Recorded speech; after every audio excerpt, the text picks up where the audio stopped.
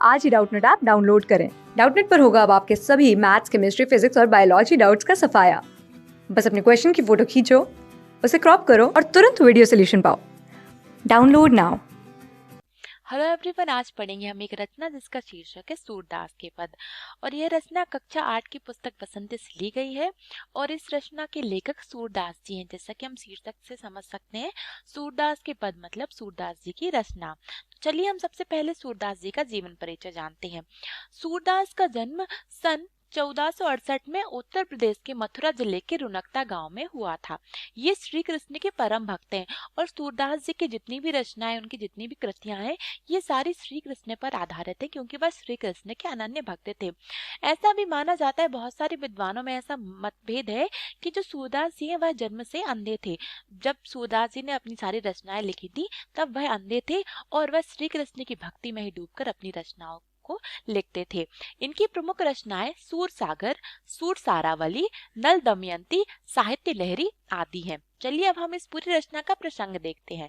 तो इन रचनाओं में कवि ने श्री कृष्ण की बाल लीलाओं का वर्णन किया है कि मतलब किस प्रकार से जो श्री कृष्ण बचपन में उनकी किस प्रकार की बाल लीलाएं हुआ करती थी। चलिए अब हम इस पद को पढ़ते हैं।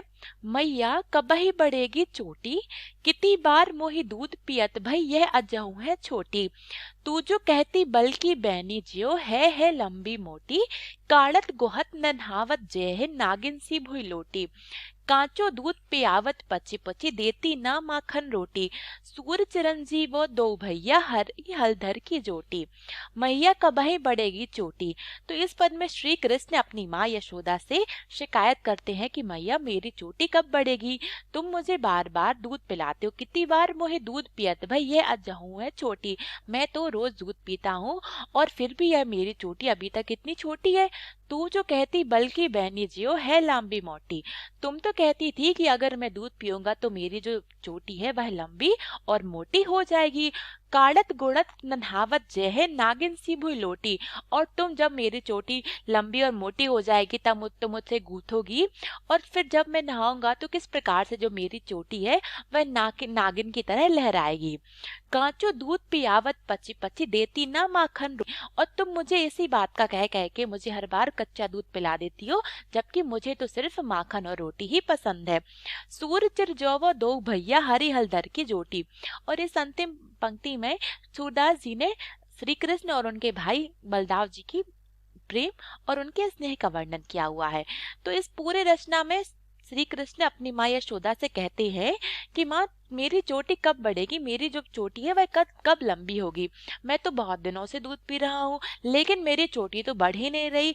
आप तो कहती थी कि दूध पीने से मेरी चोटी और भी अधिक लंबी हो जाएगी और फिर आप मेरी चोटी को गूंथोगी, तरह तरह से मेरी कंघी करोगी और फिर जब मैं नहाऊंगा तो मेरी चोटी भी नागिन की तरह लहराएगी। अब श्री कृष्ण माँ यशोदा से कहते हैं कि तुमने यही कह कह कर कि मेरी चोटी बढ़ जाएगी अगर मैं दूध पीऊंगा, तो तुमने मुझे बहुत ज्यादा कच्चा दूध पिलाया है, जबकि मुझे तो माखन और रोटी ही पसंद है। और अंत में कहते हैं देखो बलराम भैया की चोटी कितनी अच्छी और मोटी है। तो इस पूरे पद में सूरदास जी ने श्री कृष्ण की बाल लीलाओं का वर्णन किया है कि वह किस प्रकार से बचपन में अपनी माँ यशोदा से शिकायत करते हैं कि जबकि उन्हें माखन पसंद है तो वह उन्हें दूध पिलाती है और उन्हें प्रलोभन देती है कि ऐसा करने से उनकी चोटी लंबी और मोटी हो जाएगी। चलिए अब हम इसका दूसरा पद पढ़ते हैं। तेरे लाल मेरो माखन खायो, दोपहर दिवस जानी घर सूनो, ढूंढी ढूंढी आप ही खायो। खोली के वारी बैठी मंदिर में, दूध दही सब सखनी खवायो। उखल चढ़ी सीके को लीनो, अनुभावत भुई में ढरकायो। दिन प्रति हानि होती गोरस की, यह टोड़ा कौन ढंग लायो। सुर श्याम को हटकी न राखे, तू ही पूत अनेक हो जायो। तो इस पूरे पद में श्री सूरदास जी ने हमें बताया कि किस प्रकार से जो जो गोपियां होती हैं वह माता यशोदा से श्री कृष्ण की शिकायत करने आती हैं।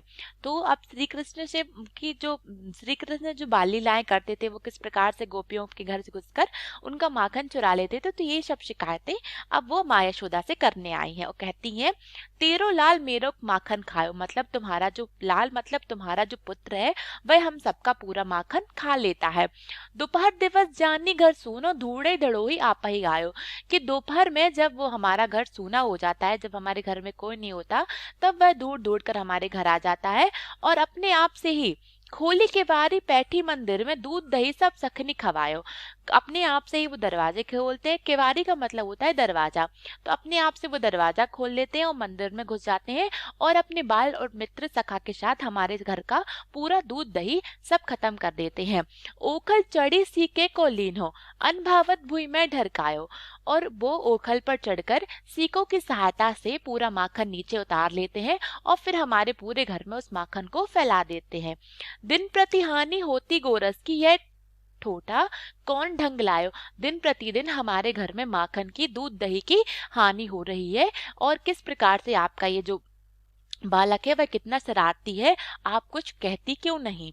सूर्य श्याम को हटकी न राखे, तय ही पूत अनोख हो जाए। और कहती हैं कि यहाँ पर इस गांव में बहुत सारे पुत्र हैं, लेकिन तुमने ही एक अनोखा पुत्र पैदा किया है। तो इस पूरे पद में जो गोपियां हैं वह यशोदा माँ से श्री कृष्ण की शिकायत करती हैं और कहती हैं, देखो यशोदा माँ, तुम्हारा पुत्र हमारा सारा माखन चोरी करके खा गया है और जब हमारा घर सूना होता है तब कृष्ण और उनके मित्र हमारे घर में घुस जाते हैं और घर का सारा माखन और दही चुरा लेते हैं।